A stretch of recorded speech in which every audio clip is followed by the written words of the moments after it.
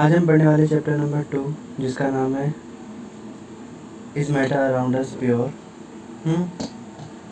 तो स्टार्ट करते हैं। सबसे पहले हम पढ़ेंगे मैटर क्या होते हैं। तो anything that can occupy space and has a mass is called the matter. ऐसी कोई भी चीज़ जो स्पेस को ऑक्यूपाई करती है, जिसका अपना एक मास है, अपना एक वॉल्यूम है, हम उसे एक मैटर कहेंगे। जैसे चेयर, टेबल, कार। ठीक है। तो मैटर 2 टाइप्स के होते हैं। एक है प्योर मैटर यानी कि प्योर सब्सटेंस, और है इनप्योर सब्सटेंस। ठीक है, जिसको हम मिक्सचर भी कहते हैं। ठीक है, तो आपको पढ़ना क्या सबसे पहले, प्योर सब्सटेंस और एक मिक्सचर वाला। ठीक है, प्योर की बात करें तो प्योर में हमने 2 कैटेगरीज बना ली हैं। एक है हमारे पास एलिमेंट और एक है कंपाउंड। ठीक है, पहले हम एलिमेंट को पढ़ते हैं। एलिमेंट क्या होता है? कोई भी एक सिंगल मैटर या किसी सिंगल चीज़ से बना हुआ जो कभी भी ब्रोकन डाउन होकर सिंपल सब्सटेंस पे चेंज नहीं होगा। जैसे हमने लिया कॉपर को अगर मैं ब्रेक भी करूँगा तो वो कॉपर ही रहेगा, वो कभी भी किसी और फॉर्म में नहीं बन सकता। हाइड्रोजन को अगर मैं ब्रेक भी करूँगा तब भी हाइड्रोजन ही बनेगा। मतलब एलिमेंट क्या होते हैं? Element that can not be broken into a simple substance. ठीक है, उसे हम कहेंगे एलिमेंट। क्लियर है? अब हम पढ़ते हैं कंपाउंड। तो कंपाउंड होते क्या हैं? जब बहुत सारे एलिमेंट केमिकली एक टुगेदर होकर एक बाउंड बनाते हैं या मिक्स हो जाते हैं केमिकली, उसको हम बोलते हैं कंपाउंड। क्लियर है?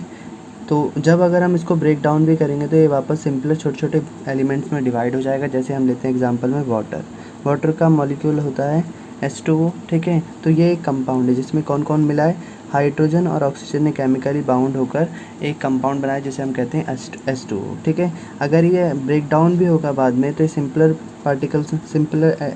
तो ये सिंपलर एलिमेंट में चेंज हो जाएगा, जो रहेंगे हमारे हाइड्रोजन और ऑक्सीजन। क्लियर होगी बात? तो इसे हम कह सकते हैं कंपाउंड। ठीक है, तो compound has a fixed composition can be broken down into a element. So देखिए एलिमेंट्स में डिवाइड हो गए वापस। ठीक है, बाय द केमिकली या फिर इलेक्ट्रोकेमिकली रिएक्शन। क्लियर?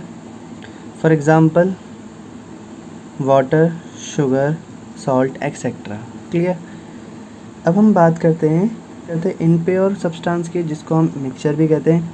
ठीक है, तो मिक्सचर में क्या होता है कि मिक्सचर के 2 टाइप हमने पढ़ लिए, होमोजीनियस और हेटेरोजीनियस। सबसे पहले हम पढ़ते हैं मिक्सचर होता क्या है। मिक्सचर में क्या होता है? एलिमेंट या कंपाउंड कोई भी जो मिक्स कर दो आप किसी भी फॉर्म में, मतलब there is no any kind of formula, there is no any kind of fixed proportion कि आपको किस रेशियो में किसी को मिक्स करना है, कुछ करना है।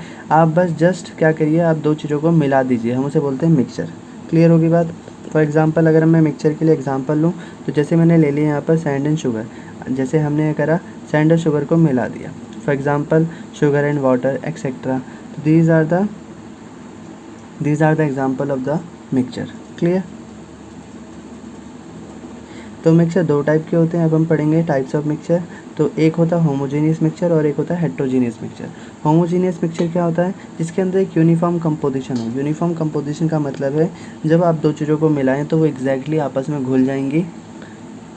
ठीक है, मतलब आप देख के बता नहीं सकते कि उसके अंदर क्या क्या चीज़ें मिली हैं। जैसे फॉर एग्जांपल हम लेते हैं शुगर एंड वाटर। जब हम शुगर और वाटर को मिक्स करते हैं तो क्या होता है, चीनी पूरी की पूरी पानी के अंदर घुल जाती है और हमें चीनी दिखाई देनी बंद हो जाती है। तो ऐसे मिक्सचर को हम कहते हैं होमोजीनियस मिक्सचर। मतलब डिसअपियर हो जाए तो हम उसे क्या बोलेंगे? Homogeneous mixture. क्लियर है? बट वहीं अगर हम बात करें हेट्रोजीनियस मिक्सचर की, तो हेट्रोजीनियस मिक्सचर होते हैं नॉन यूनिफॉर्म कंपोजिशन। मतलब अगर आपने किसी 2 चीज़ों को मिक्स करा तो वो दोनों ही अपीयर होंगी। मतलब जैसे सैंड एंड शुगर, अगर आप इनको मिलाएंगे तो कोई भी किसी के अंदर डिसअपियर नहीं होगी, ये दोनों के दोनों अलग अलग दिखेंगी। ठीक है, वाटर एंड ऑयल तो क्या रहता है, पानी के ऊपर ऑयल भी दिखता है। तो ये सब है हेट्रोजीनियस। मतलब कहने का मतलब जो चीज़ें आपस में डिज़ोल्व नहीं होती, आपस में घुल नहीं पाती, उन मिक्सचर्स को हम कहते हैं हेट्रोजीनियस। और होमोजीनियस क्या होता है? होमोजीनियस के अंदर 2 चीज़ें आपस में घुल जाती हैं। ठीक है, इसे हम कहते हैं होमोजीनियस मिक्सचर। क्लियर? नेक्स्ट,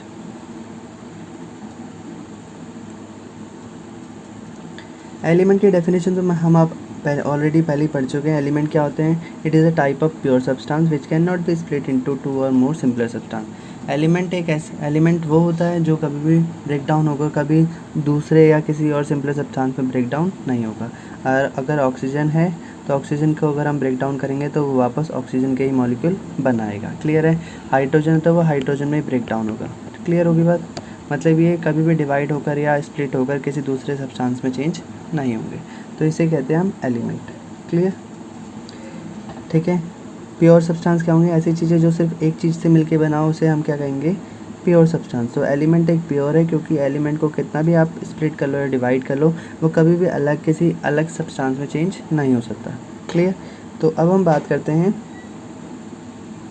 कि कुछ एलिमेंट्स के टाइप हैं जिनको हमने एलिमेंट की प्रॉपर्टी के हिसाब से कैटेगराइज करा है। तो एलिमेंट या तो मेटल होंगे या फिर मेटलॉइड्स भी हो सकते हैं या फिर नॉन मेटल भी हो सकते हैं। तो एक एक करके सबको पढ़ते हैं। अगर हम बात करें मेटल एलिमेंट की, तो मेटल एलिमेंट क्या होते हैं, तो मेटल की प्रॉपर्टी कहती है कि मेटल जो होते हैं वो मेलेबल होते हैं। मेलेबल क्या होता है हम आपको बताते हैं।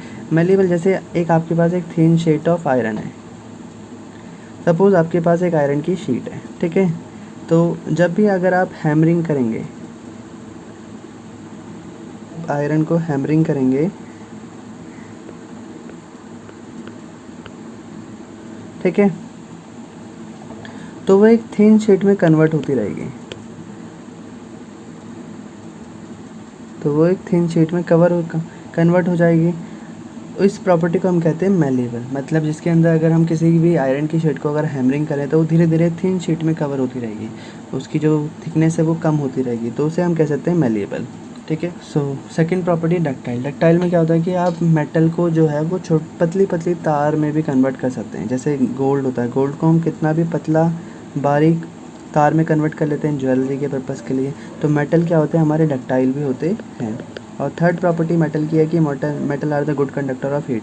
मेटल आराम से हीट को कंडक्ट कर लेते हैं। Metal are the good conductor of electricity, सही है। Example copper, gold and iron. Clear होगी बात। अब हम पढ़ते हैं नॉन मेटल। नॉन मेटल क्या होते हैं, नॉन मेटल नॉन मेलेबल होते हैं। मतलब अगर आप उसको हैमरिंग करेंगे या फिर हैमर से अगर आप उसके शीट के ऊपर मारेंगे तो वो थिन शीट में कन्वर्ट ना होने की बजाय वो क्या हो जाएगी, वो ब्रेक डाउन हो जाएगी और छोटे छोटे टुकड़ों में टूट जाएगी। जबकि आपने देखा होगा जितने भी जो लोहार होते हैं वो आपने देखा होगा कि वो हमेशा हैमर से किसी शीट को मारते रहते हैं ना, और वो पतली पतली शीट में उसको कन्वर्ट कर लेते हैं। तो these are the properties of metal and these are the property of non metal which is just opposite to the property of metal. Clear है।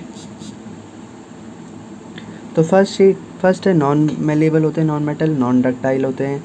It is a bad conductor of heat, मतलब वो heat को conduct नहीं कर पाते। और एक और होता है कि it is a bad conductor of electricity. Clear है। तो जब भी तभी आपने देखा होगा जितने भी हमारे इलेक्ट्रिकल अप्लाइंसेस होते हैं उनके जो हैंडल्स होते हैं या फिर कुकर का हैंडल हो गया, these are the made up of from the non metal element, ठीक। नेक्स्ट अब हमारे पास टॉपिक है वो है मेटलॉइड्स, ठीक है। मेटलॉइड्स क्या होते हैं, it show the some property of metal and some of the non metal. तो मेटलॉइड जो होते हैं वो कुछ प्रॉपर्टीज़ होती हैं उनके अंदर मेटल की और कुछ होती है नॉन मेटल की। इसके चक्कर में क्या होता है कि ये जो होते हैं ये हार्ड भी होते हैं। एग्जाम्पल है सिलिकॉन, बोरोन एंड आर्सेनिक। इसका एक अनदर नेम भी होता है जिसको आप कह सकते हैं सेमी कंडक्टर।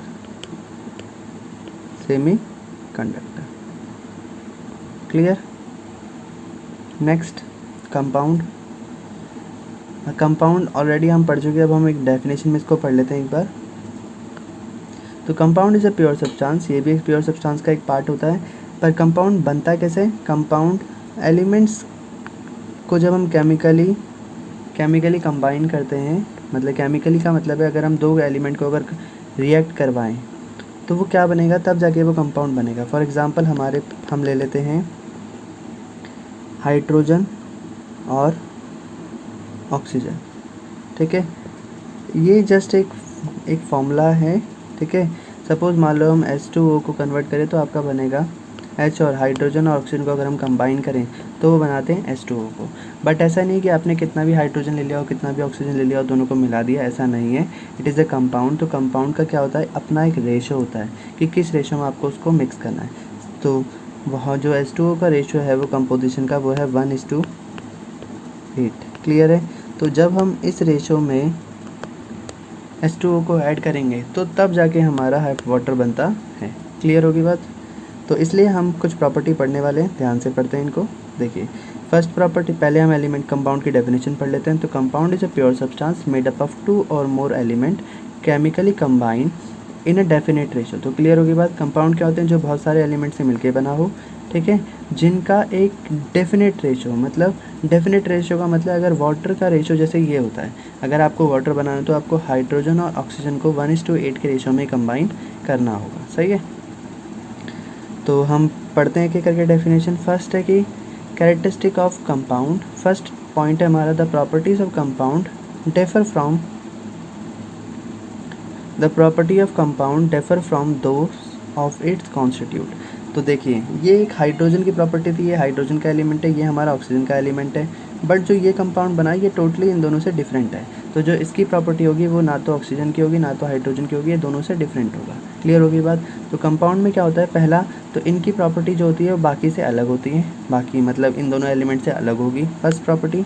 सेकेंड कहता है the compound has fixed melting point and boiling point. तो इस कंपाउंड का अपना एक मेल्टिंग पॉइंट होगा फिक्स, या फिर अपना एक बॉइलिंग पॉइंट होगा। जैसे वाटर का जो बॉइलिंग पॉइंट होता है वो होता है 100 डिग्री सेल्सियस। क्लियर है।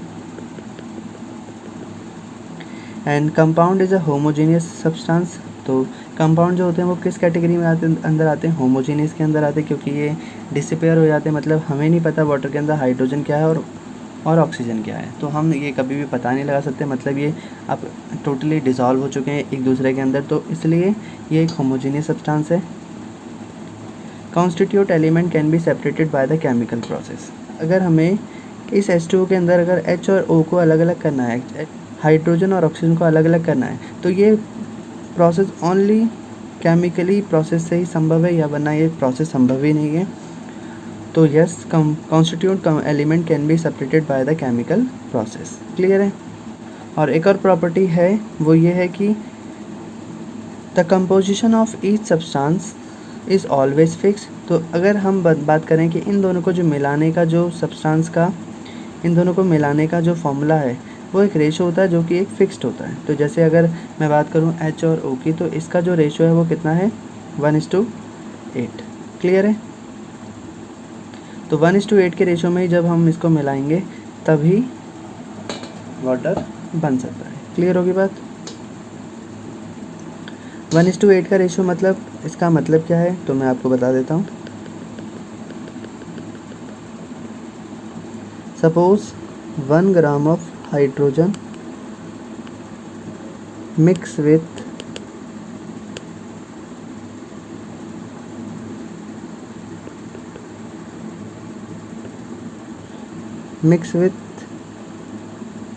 8 ग्राम ऑफ ऑक्सीजन, तो उसे हम कहेंगे 1:8 का रेशो। क्लियर होगी बात। नेक्स्ट है मिक्सचर। मिक्सचर क्या होते हैं, mixture it is a made up of 2 और मोर एलिमेंट या कंपाउंड, किसी भी 2 एलिमेंट या कंपाउंड को मिक्स कर दो, पर बिना किसी रेशो या प्रोपोर्शन के। ध्यान दीजिए, कंपाउंड और मिक्सचर में बस इतना ही फ़र्क है, कंपाउंड के लिए एक रेशो फिक्स्ड होता है, जो रेशो होता है वो फिक्स्ड होता है, बट मिक्सचर के लिए नो रेशो। क्लियर।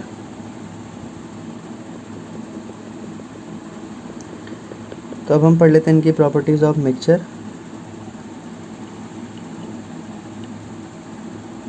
तो प्रॉपर्टीज़ ऑफ मिक्सचर में लिखेंगे, मिक्सचर होमोजीनियस भी हो सकते हैं और हेट्रोजीनियस भी। कंपाउंड हमारे होमोजीनियस होते हैं सिर्फ, पर मिक्सचर कुछ भी हो सकता है, होमोजीनियस भी हो सकता है और हेट्रोजीनियस भी हो सकता है। ठीक है। The property of constant substance are retained. देखिए, अगर मैं 2 चीज़ों को मिलाता हूँ मिक्सचर की फॉर्म में, तो वो दोनों की प्रॉपर्टी को कंज्यूम करता है। जैसे सपोज मैंने सैंड एंड शुगर को मिलाया, तो जो इनका जो मिक्सचर होगा उसके अंदर जो प्रॉपर्टीज़ है वो दोनों की होगी, सैंड की भी होगी और शुगर की भी होगी। तो हमारा सेकंड पॉइंट भी क्लियर हो गया। No new substance is formed. Sand and sugar के मिक्सचर को हम सैंड एंड शुगर ही कहेंगे, तो ये भी हमारा हो गया। क्लियर है। एंड शुगर एंड वाटर के सोल्यूशन को भी हम शुगर एंड वाटर ही कहेंगे, तो वो भी हमारा कोई नया कंपाउंड नहीं मिला है, इसलिए हम इसको no new compound is formed ये वाली प्रॉपर्टी भी बता सकते हैं। जबकि कंपाउंड के टाइम में क्या होता है, अगर हम हाइड्रोजन को मिला रहे हैं, जबकि अगर कंपाउंड में अगर मैं हाइड्रोजन को ऑक्सीजन के साथ मिलाऊंगा तो एक अलग से H2O बनेगा जिसको हम वाटर कहते हैं। ये हाइड्रोजन एलिमेंट, ये हमारा ऑक्सीजन और ये हमारा फॉर्म्ड हुआ वाटर। क्लियर होगी बात। तो इसलिए हम कंपाउंड में जब भी दो एलिमेंट को मिलाते हैं तो एक नया कंपाउंड बनता है which is different from both the element, but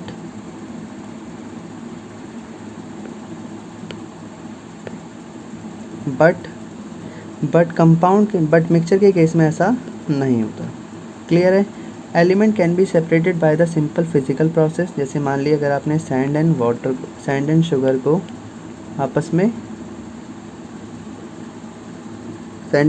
आपने आपस में मिक्स कर लिया तो आप इसे फिजिकली प्रोसेस से भी अलग अलग कर सकते हैं। आप दोनों को सेपरेट कर करके बिन के जैसे भी करके आप उनको हटा सकते हैं। It does not have the fixed melting point and the boiling point. Clear. इनका कोई फिक्स्ड मेल्टिंग पॉइंट और बॉइलिंग पॉइंट नहीं होता।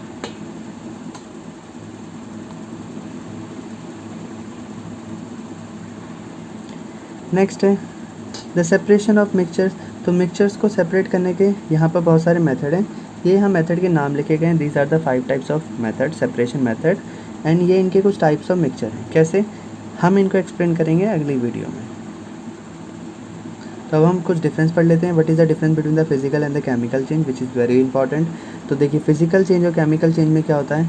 देखिए फिजिकल चेंज वो होते हैं जैसे हम ले सकते हैं सैंड एंड शुगर। तो सैंड था अलग से, शुगर था अलग से, बट जैसे आपने इनको मिक्स करा तो ये सैंड एंड शुगर मिक्स हो गया। यहाँ पर ये दोनों को जैसे हमने मिक्स करा तो ये रहा वही बट ये मिक्स हो गया। क्लियर है। तो no new substances found. For example होगा हमारा वही H2O वाला कंपाउंड। ठीक है। इसमें क्या होता है, एक न्यू सब्सटेंस बनता है। Properties of constituent element can be retained. Physical change के अंदर जो प्रॉपर्टीज़ होती है वो दोनों की सेम रहती है। जैसे सैंड एंड शुगर में दोनों की प्रॉपर्टी मिक्स रहेगी, बट इसके अंदर जो प्रॉपर्टीज़ है वो कंपाउंड के हिसाब से चेंज हो जाती है। जैसे एक नया एलिमेंट जो बनेगा उसकी प्रॉपर्टी दोनों से डिफरेंट होगी। Chain does not involve loss और गेन ऑफ हीट। इसके अंदर ना तो हीट का लॉस होता है ना ही गेन होता है, मतलब जैसा टेम्परेचर था उसी में रहेगा। बट इस प्रोसेस में क्या होता है कि जो या तो लॉस ऑफ हीट होगा या गेन ऑफ हीट होगा, या तो रिएक्शन के साथ हीट रिलीज होगी या फिर हीट एब्जॉर्ब होगी। क्लियर है। And this change is generally reversible. हम इसको रिवर्सिबल भी कर सकते हैं। जैसे कैसे सैंड था and water, sand and water तो हम इसको भी सेपरेट कर सकते हैं। क्लियर है। या फिर हम सैंड एंड शुगर को भी सेपरेट कर सकते हैं। तो ये एक रिवर्सिबल प्रोसेस है, मतलब हम इनको मिक्स करने के बाद दोबारा हटा भी सकते हैं, दोबारा अलग अलग सेपरेट भी कर सकते हैं। बट केमिकली चेंज के अंदर क्या होता है, हम उसको रिवर्स नहीं कर सकते। जैसे मान लीजिए एक वैक्स है, मोमबत्ती है जो हमारी, अगर वो एक मोमबत्ती थी, जैसे वो पिघल गई वो लिक्विड में चेंज हो गई, या फिर जो वैक्स होती है वो इवेपोरेट भी कर जाती है बहुत बार और वेपर में चेंज हो जाती है। ठीक है, जिसके कारण वो ख़त्म हो जाती है, उसका साइज़ डिक्रीज होता रहता है। तो these changes are irreversible change. Clear होगी बात। It is a homogeneous mixture of 2 और मोर सब्सटेंस। होमोजीनियस मिक्सचर के अंदर होता क्या है, देखिए हम बताते हैं। मान लीजिए ये ग्लास ऑफ वाटर है, यहाँ तक इसके अंदर पानी भरा हुआ है। क्लियर है। और ये आपके पास शुगर है, ये है शुगर। क्लियर। ये वाटर है। आपने क्या करा, ये शुगर को इसके अंदर डाला और ये सारी शुगर यहाँ चली गई। जैसे आपने इसे स्पून से स्टीयर करा तो क्या हो जाएगा, थोड़ी देर में ये पूरी की पूरी चीनी पूरे पानी में मिक्स हो जाएगी। ठीक है। और स्टीयरिंग करने के बाद क्या होगा, धीरे धीरे करके क्या होगा, वो जितनी चीनी थी वो सारी पानी के अंदर घुल जाएगी और डिज़ोल्व कर गई।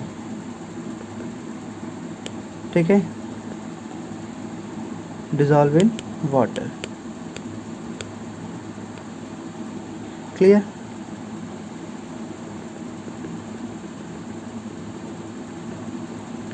तो अब हमें पता लगाना है कि वाटर और शुगर इनको कहते क्या है। देखिए, a substance which is dissolve in the solvent तो जो हमारा सॉल्यूट होता है वो होगा हमारा क्या, शुगर। क्लियर है। तो इस फॉर्म में ये जो मिक्सचर हमारा हुआ ये होमोजेनियस मिक्सचर है। होमोजेनियस मिक्सचर के अंदर जो जिस सब्सटेंस को हमने घोला या जिसको हमने घोलने के लिए डाला वो था हमारा सॉल्यूट। क्लियर होगी बात। सॉल्वेंट क्या होता है, जिसके अंदर वो डिज़ोल्व हो। तो वाटर क्या है, हमारा एक सॉल्वेंट। क्लियर होगी बात। तो liquid part of a solution in which the substance is dissolve is called solvent. तो सॉल्वेंट क्या हुआ, जैसे एक शुगर एंड वाटर के अगर हमने एग्जांपल लिया जिसके अंदर शुगर एक सॉल्यूट है हमारी और सॉल्वेंट हमारा एक वाटर है। ठीक है, क्लियर होगी बात। ठीक, तो solvent can be liquid, solid and gas and solute is also liquid, solid and gas. तो ये हमने पढ़ा सॉल्यूट एंड सॉल्वेंट, कि सॉल्यूट क्या होते हैं, सॉल्वेंट क्या होते हैं। सॉल्यूशन आपको पहले ही बता दिया था, एक बार दोबारा बता देते हैं। जब हम सॉल्यूट और सॉल्वेंट को आपस में डिज़ोल्व करते हैं या सॉल्यूट और सॉल्वेंट, जैसे मान लीजिए शुगर है और वाटर है, अगर हम दोनों को कंबाइन करेंगे, ठीक है, तो क्या बनेगा हमारा सॉल्यूशन। क्लियर। तो जैसे फॉर एग्ज़ाम्पल शुगर हमारा एक सॉल्यूट है, शुगर हमारा एक सॉल्यूट है, वाटर हमारा एक सॉल्वेंट है। तो जब हम दोनों को आपस में कंबाइन कर देंगे, ठीक है, डिज़ोल्व कर देंगे, तो क्या बनाएगा ये सॉल्यूशन। तो सॉल्यूशन क्या होता है, it is a homogeneous mixture two और मोर सब्सटेंसेस। तो सॉल्यूशन क्या है, एक होमोजेनियस मिक्सचर जिसके अंदर दो और दो से ज़्यादा सब्सटेंस मिक्स हो जाते हैं, कंबाइन हो जाते हैं, ठीक है, उसे हम सॉल्यूशन कहते हैं। ठीक है, सॉल्यूशन बनता कैसे, solute plus solvent mix solution. Next, अब हम बात करते हैं टाइप्स ऑफ सॉल्यूशन की। तो टाइप्स ऑफ सॉल्यूशन कौन कौन से होते हैं, तो ये कुछ हमने टाइप्स उठा लिए हैं यहाँ से, अब हम इनको डिस्कस करेंगे। ट्रू सॉल्यूशन क्या होगा, तो solute particle completely dissolve in the solvent and are not visible. जैसे शुगर एंड वाटर, जब हम पानी के अंदर चीनी को डालते हैं तो जब हम उसको घोलते हैं या डिज़ोल्व करने की कोशिश करते हैं स्टीयरिंग करके, तो क्या होता है, वो थोड़ी देर में चीनी गायब हो जाती है पानी के अंदर से। तो इसका मतलब क्या है, उसे हम कहेंगे ट्रू सॉल्यूशन, जिसके अंदर जो सॉल्यूट पार्टिकल्स होता है वो कम्प्लीटली डिज़ोल्व हो जाते हैं, फिर वो दिखने बंद हो जाते हैं। ठीक है, तो this is called the true solution. Next रहेगा हमारे पास सैचुरेटेड सॉल्यूशन। क्या होते हैं, a solution in which no more solute can dissolve at the given temperature. Saturated solution और अनसैचुरेटेड सॉल्यूशन का डिफरेंस हम एक साथ लर्न कर लेते हैं। देखिए, सैचुरेटेड के अंदर क्या होता है कि एक टाइम तक तो वो घुलेगा, बट उसके बाद वो घुलना बंद हो जाएगा। इसका भी एक बेस्ट एग्जांपल हमारे पास है, वो है शुगर एंड वाटर। देखिए, आपने एक गिलास पानी लिया, अगर आपको एक्टिविटी शायद पता होगी, अगर आपको नहीं पता तो आप अभी सामने ही कर सकते हैं अपने। आप क्या कीजिए, एक गिलास ऑफ वाटर लीजिए, मे बी शायद एक गिलास ऑफ वाटर लीजिए, तो उसके अंदर आप 2 चम्मच चीनी डालिए, ठीक है, और घोलना स्टार्ट कीजिए। तो आप देखेंगे, आप चीनी को घोलेंगे, शायद चीनी घुल जाए, क्योंकि मे बी मेरे ख्याल से 2 चम्मच भी ज़्यादा हो जाएगा, शायद 1.5 स्पून में ही आपका काम हो जाएगा। अगर आप 2 भी लेते हैं, मे बी शायद चलो मान लेते हैं कि वो घुल गई, ठीक है, और चीनी कम्प्लीटली इनविजिबल हो गई, अब हमको दिखाई नहीं दे रही, वो पूरी की पूरी डिज़ोल्व कर गई पानी के अंदर। बट जैसे ही आप 2 चम्मच उसके बाद और डालेंगे उस गिलास के अंदर, जो सॉल्यूशन आपके पास बना है शुगर एंड वाटर का, अगर आप उसमें अलग से 2 चम्मच और शुगर डाल देंगे, अब आप उसको घोलने की कोशिश करेंगे, आप चम्मच से उसको घोलने की कोशिश करेंगे, हिलाएंगे, बट अब आप देखेंगे वो चीनी घुलनी बंद हो गई है। तो उसे ही हम क्या कहेंगे, saturated solution. A solution in which no more solute can dissolve at the given temperature is called the saturated solution. Clear. Next हम पढ़ते हैं अनसैचुरेटेड सॉल्यूशन क्या होते हैं। A solution in which more solute can dissolve at the given temperature. Aqueous solution किसे कहते हैं, aqueous solution a solution in which the water is solvent. जब भी हम किसी चीज़ को पानी के साथ मिक्स करेंगे या पानी के साथ उसको डिज़ोल्व करने की कोशिश करेंगे, तो उस सॉल्यूशन को हम कहेंगे एक्वस सॉल्यूशन। क्लियर है, ध्यान दीजिएगा। इस सॉल्यूशन के अंदर एक्वस सॉल्यूशन हम सिर्फ उसी को कह सकते हैं जिसमें हम वाटर में किसी चीज़ को डिज़ोल्व कर रहे हैं। क्लियर होगी बात। बट अगर कोई चीज़ हम डिज़ोल्व कर रहे हैं बट वो वाटर में नहीं कर रहे, तो उसे हम बोलेंगे non aqueous solution. A solution in which the water is not a solvent, मतलब ऐसा सॉल्यूशन जिसके अंदर सॉल्यूट तो कुछ भी हो सकता है बट सॉल्वेंट वाटर नहीं है, मतलब हम किसी चीज़ को पानी के अंदर नहीं घोल रहे हैं, तो उसे हम बोलेंगे नॉन एक्वस सॉल्यूशन। जैसे एग्जांपल में सल्फ़र प्लस कार्बन डिसल्फाइड, ठीक है, हाइड्रोक्लोरिक एसिड, ऐसे करके।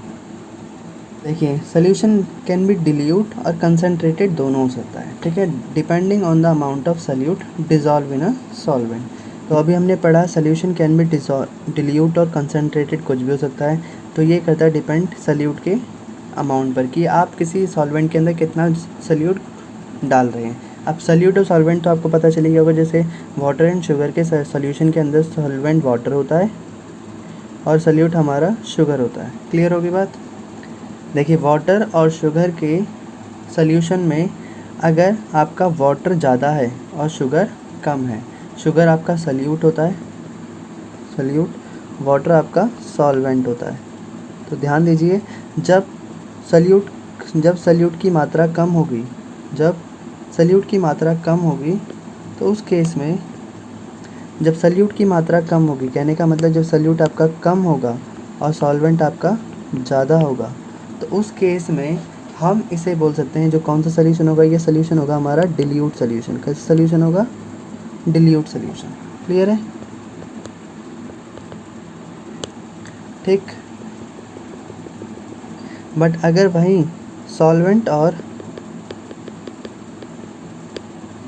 वाटर इन सॉल्यूशन के केस में अगर शुगर आपका बड़ा होगा, कहने का मतलब जो कैपेसिटी ऑफ सॉल्यूट होगा वो ज़्यादा होगा एज़ कम्पेयर टू सॉल्वेंट, तो उस केस में हम जो सॉल्यूशन होगा उसे क्या कहेंगे? वो आपका होगा कंसंट्रेशन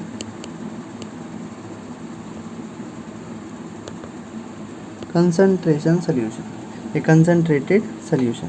क्लियर होगी बात? तब आपको दोनों में डिफरेंस समझ में आ गया कि डिल्यूट सॉल्यूशन कौन सा होता है और कंसंट्रेशन कौन सा होता है।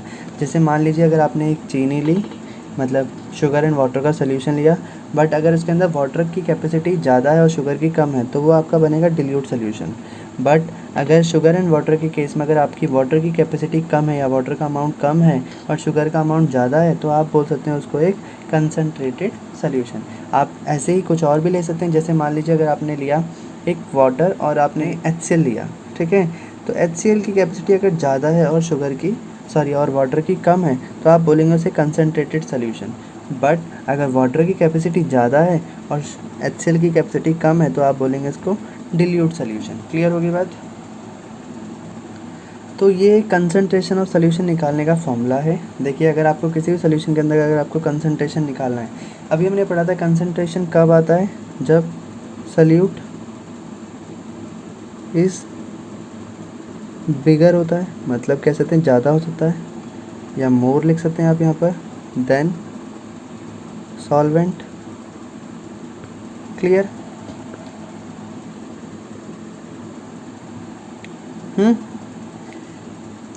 तो ऐसे केस में हमारा फॉर्मूला बनता है अमाउंट ऑफ सल्यूट, जितना भी टोटल सल्यूट है वो ऊपर, नीचे टोटल सॉल्यूशन का अमाउंट, कि जितना मान लीजिए जितने ग्राम होगा वो ऊपर, और ये जितना टोटल सॉल्यूशन का मास होगा वो नीचे, ठीक है, इनटू में 100 कर दीजिए, तो आपका निकल जाएगा कंसंट्रेशन ऑफ सॉल्यूशन। क्लियर है?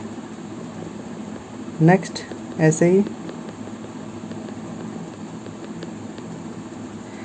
ही mass by the mass percentage of solution. अगर आपको मास परसेंटेज निकालना तो क्या करेंगे आप? मास ऑफ सॉल्यूट निकालेंगे अपॉन में मास ऑफ सॉल्यूशन इनटू 100, तो आपका मास परसेंटेज ऑफ सॉल्यूशन निकल जाएगा। किसका? कंसंट्रेशन ऑफ सॉल्यूशन का। बट अगर आपको मास बाय वॉल्यूम परसेंटेज निकालना है, तो आपको मास ऑफ सॉल्यूट ऊपर, वॉल्यूम ऑफ सॉल्यूशन नीचे, इनटू में 100 करना पड़ेगा। ठीक है, इन सारे फार्मूले को हम कवर करेंगे एक वीडियो में। तो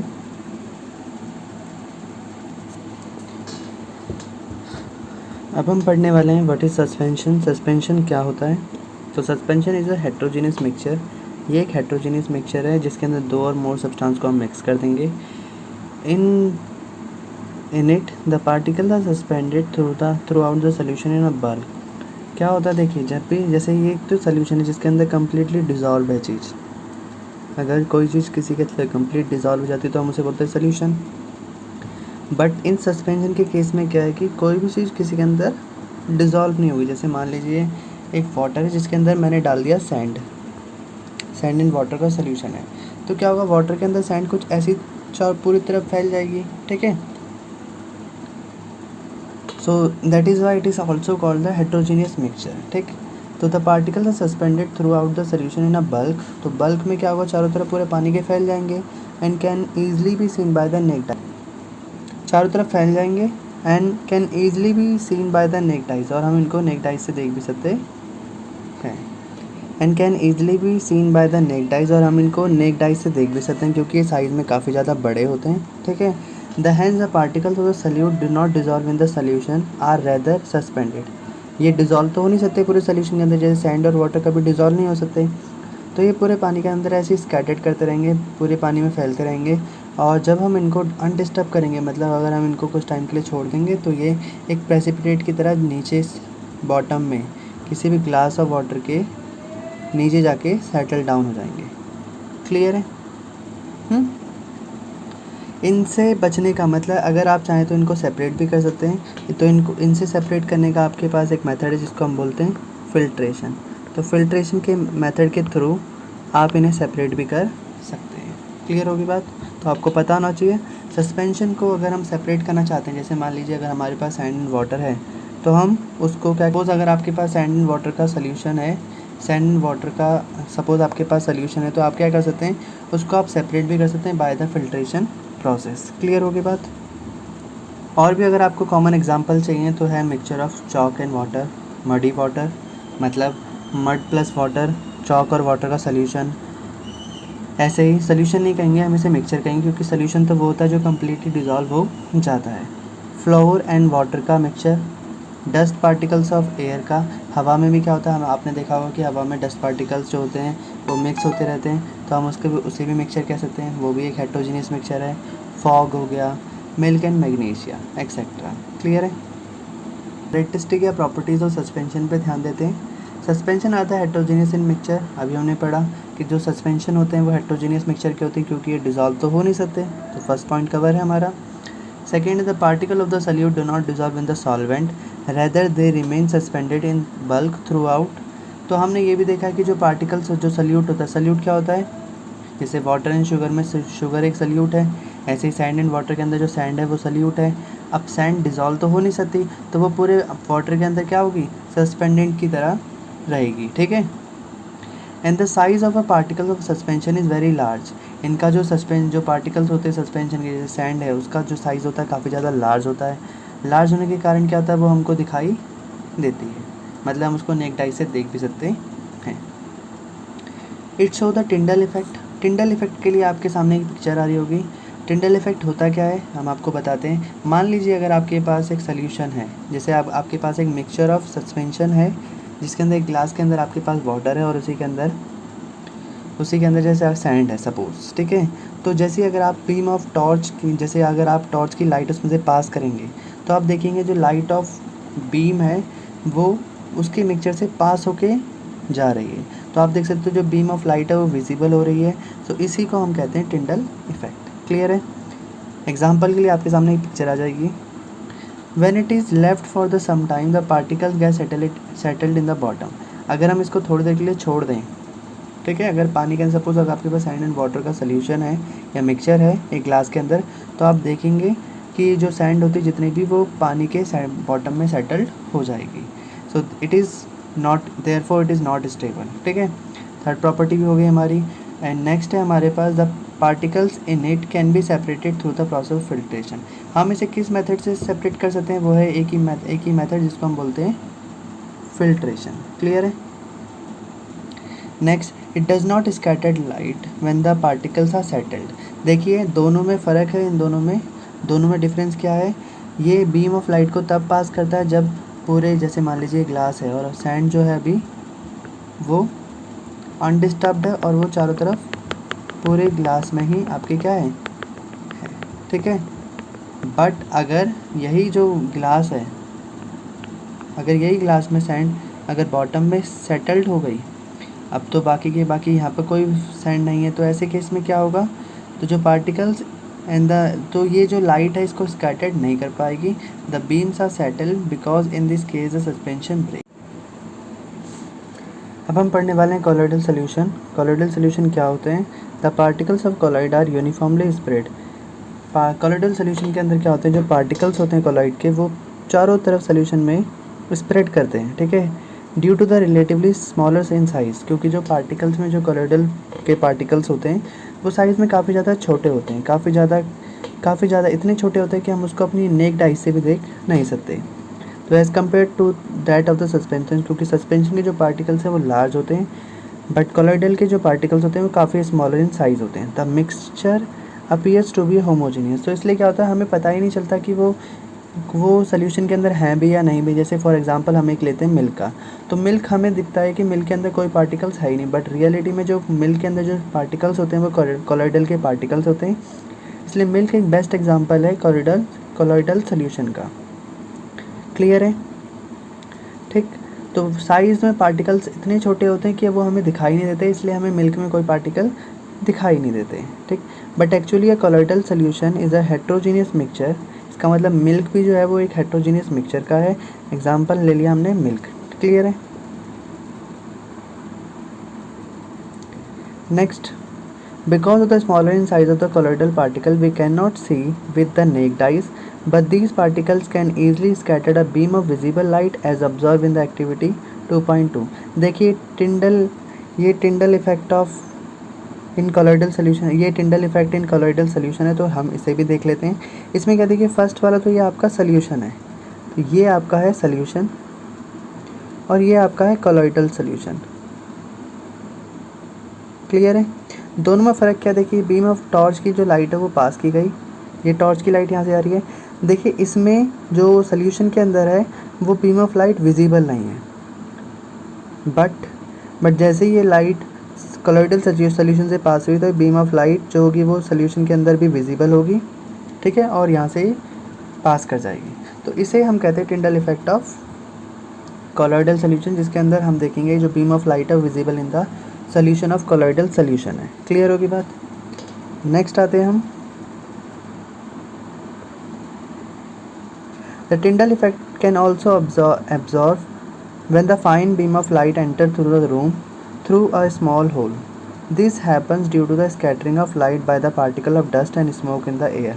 तो आपने ये भी देखा होगा, आपको एक पिक्चर दिखेगी जिसमें आपको इसका भी एक एग्जांपल दिख जाएगा, और आपने ऐसा रियल लाइफ में भी देखा होगा। अब हम बात करते हैं प्रॉपर्टीज़ ऑफ कोलोइडल की। तो colloidal is a heterogeneous mixture होता है। The size of particles of a colloid is too small, जो साइज़ ऑफ पार्टिकल्स होते हैं कोलोइडल के, ठीक है, the size of particles of colloidal solution के होते हैं वो बहुत ही ज़्यादा छोटे होते हैं, इसलिए हम इसे अपनी नेक्ड आई से नहीं देख सकते हैं। ठीक।